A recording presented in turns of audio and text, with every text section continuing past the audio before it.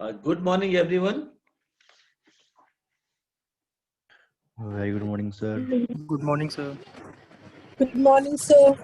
Okay, saying good morning is an attempt to check whether I'm audible to all or not.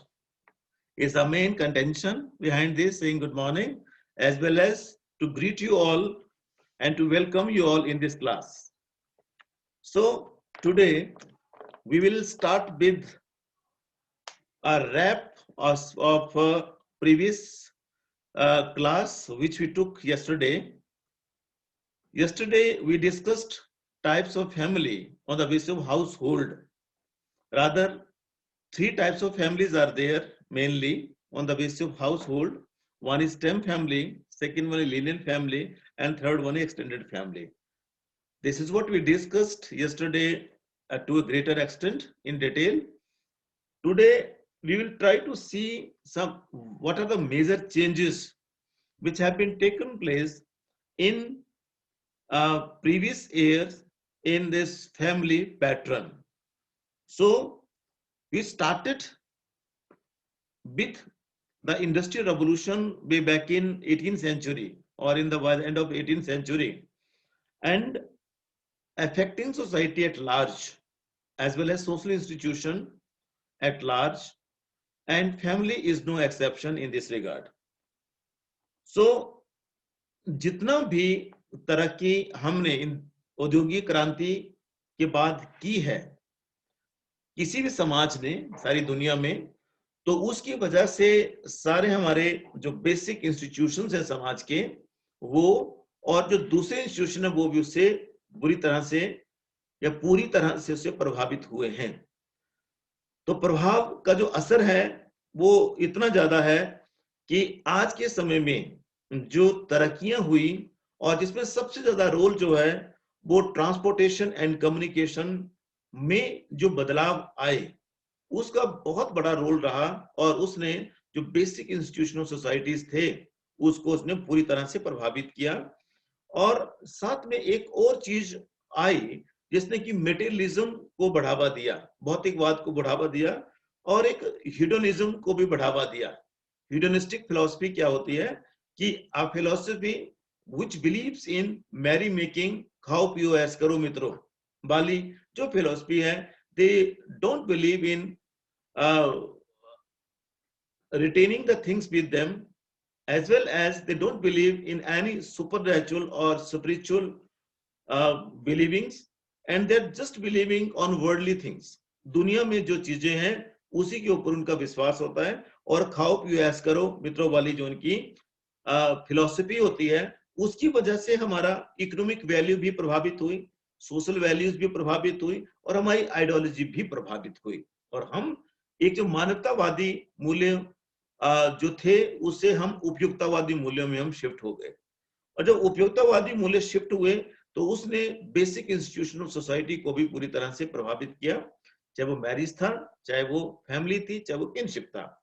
ये तीनों बड़े जो institutions हैं ये प्रभावित हुए।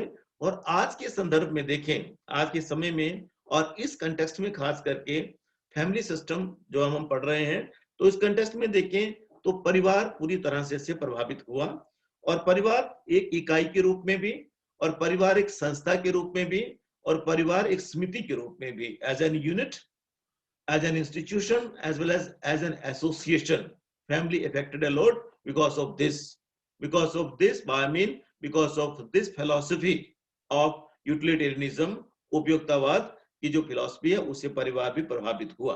तो ये प्रभावित हुआ तो क्या क्या इसके बिंदु हैं, 8 बिंदुओं के ऊपर हम चर्चा करेंगे। 8 बिंदु, 8 पॉइंट यहाँ हैं जो इसके हो रहे बदलावों को ये इंगित करेंगे, इसकी ओर इशारा करेंगे। तो सबसे पहला बिंदु जो है that is decline in joint family. संयुक्त परिवार भारतीय समाज की आत्मा है, रीढ़ की हड्डी है और भारतीय समाज की एक बहुत बड़ी नींव है। वो इससे प्रभावित हुई है, टेक्नोलॉजी की वजह से वो प्रभावित हुई, इंडस्ट्रियल चेंजेस की वजह से वो प्रभावित हुई, जो दुनिया में वर्ल्ड वाइड जो मूवमेंट थे उससे, और उसने क्या कर दिया कि न्यूक्लियराइजेशन ऑफ जॉइंट फैमिली आरंभ कर दिया। न्यूक्लियराइजेशन माने जो संयुक्त परिवार थे वो टूटे और टूटने के साथ ही वो बड़े परिवारों से वो छोटे परिवारों में कन्वर्ट हो गए। और छोटे परिवारों में स्मॉल फैमिली, जिसको न्यूक्लियर फैमिली भी कहा हमने, फिर उसको हमने स्टेम फैमिली भी कहा। तो उसमें ये सारा का सारा जो था वो ये टूट गए। और अब आज के समय में कई कारणों की वजह से जो परिवार में पति पत्नी और बच्चे, तीन ही रादर सिर्फ 2 पीढ़ी के लोग जो हैं वो साथ रहना प्रेफर करते हैं। और कारण कोई भी हो सकता है। कारण बच्चों की अच्छी शिक्षा हो सकती है, कारण उनकी नौकरी हो सकती है, कारण वो बदलाव जो कि पहले भारतीय समाज ने या दुनिया ने एक्सपीरियंस नहीं किए थे।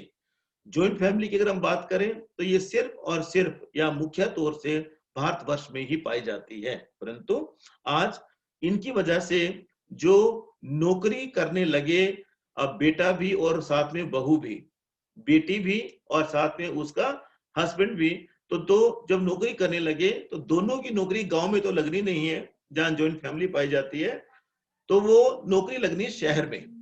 जब शहर में नौकरी लगनी है वो शहर में जाएंगे और शहर में जाने के बाद उनका एक अलग से परिवार उनका स्थापित हो जाता है। जब अलग से परिवार स्थापित होगा तो उसकी ऑटोनॉमी जो है वो अब रोल ऑफ कर्ता भी वहां खत्म हो जाता है। गांव में एक हो सकता है उनका बड़ा परिवार हो, परंतु गांव में वापिस आएंगे साल में एक आध बार या कोई सोशल फंक्शन है तब, ऐसे नहीं। तो इस तरह से जो फ्यूजन फैमिली जो थी, फ्यूजन फैमिली का इसको हम क्या कहते हैं, गांव में भी आपकी एक फैमिली है और शहर में भी आपका एक और फैमिली क्रिएट हो गई है बिकॉज ऑफ एनी रीजन। तो इसको हम क्या बोलते हैं मॉडर्न टाइम में, इसको फ्यूजन फैमिली बोला जाता है, FISSIONED, फ्यूजन फैमिली। और जिसमें जो फंक्शन होता है वो तो न्यूक्लियर फैमिली का होता है, परंतु जो उसका स्ट्रक्चर है, स्ट्रक्चर जो है वो पेरेंटल फैमिली के साथ जुड़ा रहता है गांव में। पेरेंटल फैमिली मैंने संयुक्त परिवार के साथ वो जुड़ा रहता है। तो ऐसे परिवार को हम क्या बोलते हैं, फ्यूजन फैमिली कहा जाता है, FISSIONED, फ्यूजन फैमिली। तो इस तरह से ये दिन ब दिन ये बढ़ रहे हैं, ये वाली फ्यूजन फैमिली दिन ब दिन बढ़ रही है। और नए जिनका भी न्यू मैरिड कपल जो होते हैं वो एक न्यूक्लियर फैमिली को एस्टेब्लिश कर लेते हैं। Number 2, change in authority pattern. Authority pattern में बदलाव हो गया। अथॉरिटी पैटर्न मैंने जो एक कर्ता के पास जो पूरी कमांड होती थी आज वो बदल गई। और अब यहाँ क्या हो गया, ये जो मेल अथॉरिटी थी वो डिक्लाइन हुई है आज के समय में। मॉडर्न टाइम में मेल अथॉरिटी डिक्लाइन हुई और फीमेल को भी उतना ही अधिकार मिला जितना किसी समय मेल के पास होता था। और इस तरह से एक सिमेट्रिकल फैमिली और एग्लिटेरियन फैमिली के रूप में ये आ गया। और ये ट्रेडिशनल पैट्रियर्कल फैमिली जो थी वो इससे प्रभावित हुई। और आज के टाइम में अथॉरिटी जो है वो फैमिली के बड़ों के हाथ में ना होकर उन व्यक्तियों के हाथ में है जो कि कमाते हैं और जो कि शहर में है। तो इस तरह से एक नया इकोनॉमिक सिस्टम जो था वो डेवलप हुआ, नई पॉलिटिकल अपॉर्चुनिटी मिली, इकोनॉमिक अपॉर्चुनिटीज मिली।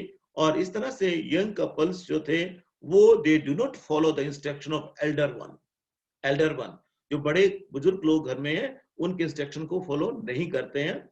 और वो फिर अपनी जॉब की वजह से, एजुकेशन की वजह से, ड्यूल कैरियर है between married couple. Dual career का मतलब क्या होता है कि दोनों हस्बैंड वाइफ जब कमाते हो, नौकरी में जाते हैं, तो इसे हम ड्यूल करियर बोलते हैं, DUALCAREER, ड्यूल करियर, दोनों कमाने वाले हैं। तो इस तरह से पूरी की पूरी चीजें जो वो शिफ्ट हुई, चेंज हुई। नंबर 3, और इससे संयुक्त परिवार जो थे वो टूटे, परिवार का एक नया पैटर्न जो था वो हमारे सामने आया। और उसमें एग्लिटेरियन फैमिली जो थी, एग्लिटेरियन फैमिली मैंने उपयोगिता पर आधारित जो परिवार थे वो आज बने। पहले जो दूसरा स्ट्रक्चर था वो चेंज हो गया। Number 3, changing status of women, महिलाओं का जो स्टेटस है वो आज बदल गया है। डिवीजन ऑफ लेबर की वजह से पढ़ाई, बेटियां पढ़ाई करती हैं, पढ़ाई करने के बाद नौकरी में आएंगी, नौकरी के बाद they are economically totally independent to do anything, to take any decision. They are free to take decision regarding their parents, regarding their kids and anything about themselves only. अपने लिए, अपने परिवार के लिए, अपने बच्चों के लिए वो किसी भी तरह का फैसला लेने के लिए स्वतंत्र हैं, आजाद हैं। तो इस तरह से वुमेन की जो स्थिति है वो बदली है। और आज वुमेन की स्थिति बदलने की वजह से विमेन डिसीजन मेकिंग में परिवार में एक बहुत बड़ा हिस्सा है, और उसकी वजह से ये सारी की सारी चीजें वहां होने लगी हैं। और 21st सेंचुरी की अगर हम बात करें तो यहाँ इसे तो अधिकारों की सदी कहा गया है, महिला अधिकारों की सदी कहा गया। और फेमिनिज्म, नारीवाद आज के समय में इतना हो गया है कि रोल उसका क्या है, राइट उसके क्या है, महिला के रोल क्या है, राइट क्या है, और उसका जो अधिकार और भूमिका दोनों के बीच में जो संघर्ष है वो आज खत्म हो गया। क्लियर कट है कि उसका अधिकार क्या है और उसके साथ में भूमिका क्या है, वो क्लियर कट है। और आज मर्दों के साथ, पुरुषों के साथ वो हर जगह कंधे से कंधा मिलाकर वो चली हुई हैं, कहीं भी पीछे नहीं है। They are exceeding, leading in every field of life, वो जीवन के हर क्षेत्र में पुरुषों से आगे हैं। Number 4, changing economic function. Economic function change हो गए परिवार के। पहले परिवार का जो फंक्शन था वो अलग तरह का था, और कॉमनली सारे के सारे लोग, एक व्यक्ति कमाता था, सभी खाते थे। परंतु आज के टाइम में ये फंक्शन भी चेंज हो गया। आज के टाइम में हर व्यक्ति जो है काम करता है, और फैमिली का हर मेंबर जो है वो फैमिली के पर्स में कंट्रीब्यूट ना करके अपने पर्स में ही रखता है।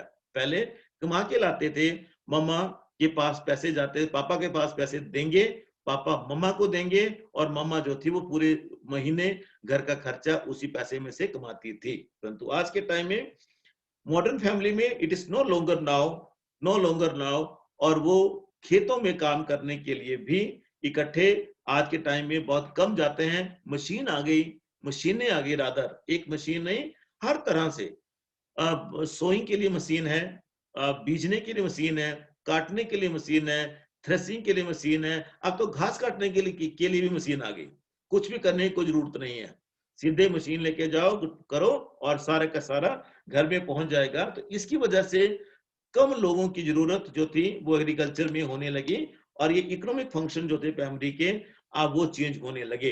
पहले रिक्रिएशन का फंक्शन था, कैंपेनियनशिप था, दादी कहानियां सुनाती थी, दादा कहानी सुनाते थे, आज उसकी जगह एकता कपूर कहानियां सुनाती है जी टीवी पे, और साथ में स्टार प्लस पे आके शाम को सीरियल लगेगा, सारे के सारे लोग वहां के बैठेंगे। चेंज हो गया सब कुछ, कैंपेनियनशिप आ गई। अब जो पत्नी है वो साथी है, संगनी है वो।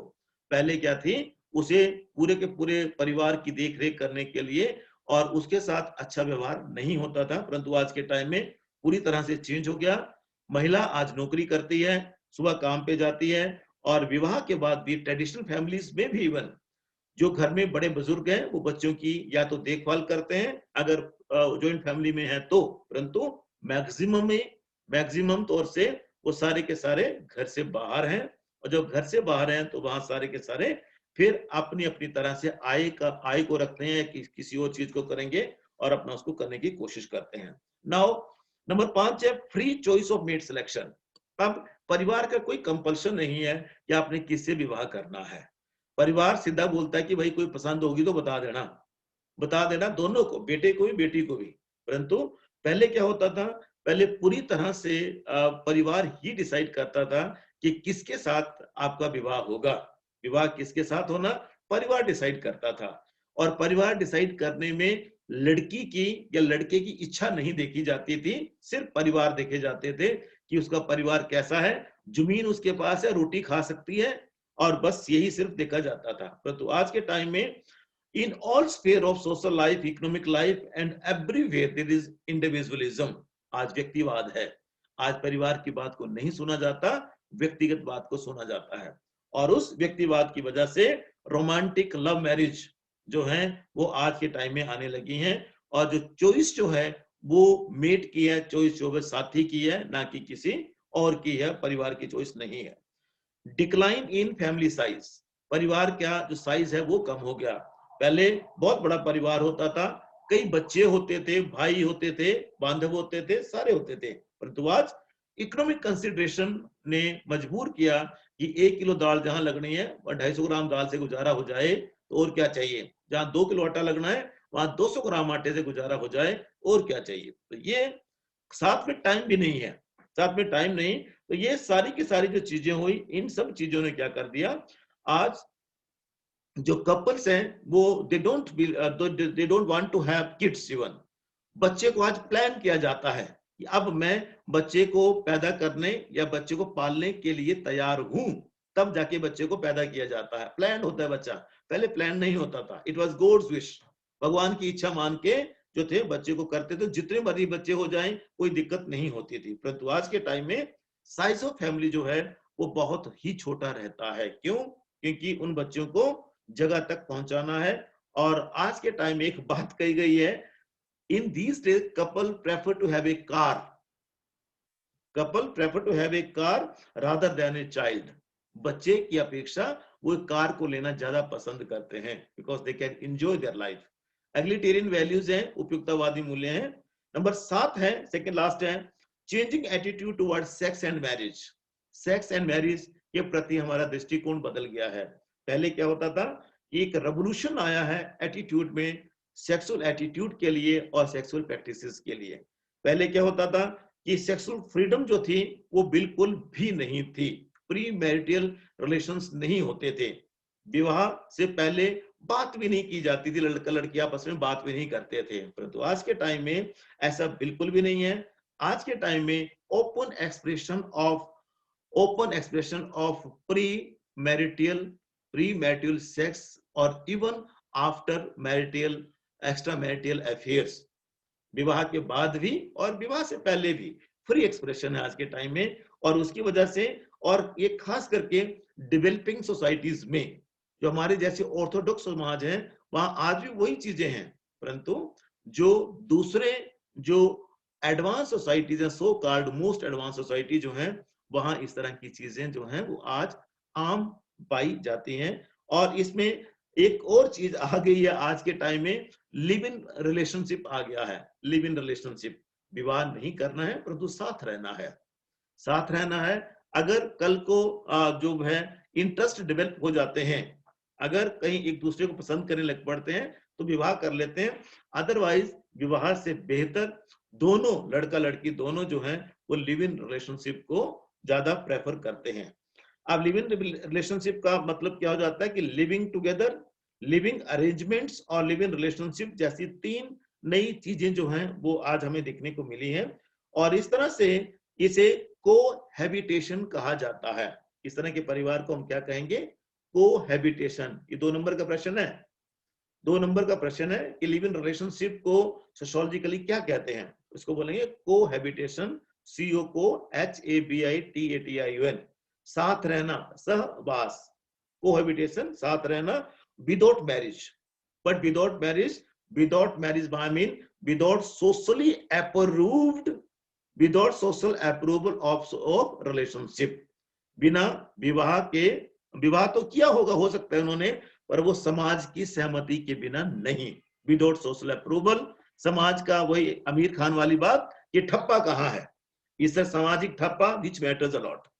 कहीं भी किसी से भी प्यार करो, जैसे मर्जी रिलेशन उनके साथ हो, जब तक बेटा जी सामाजिक ठप्पा नहीं होगा, no one will recognise that relationship. उसको करने के लिए वो सामाजिक ठप्पा जरूरी है।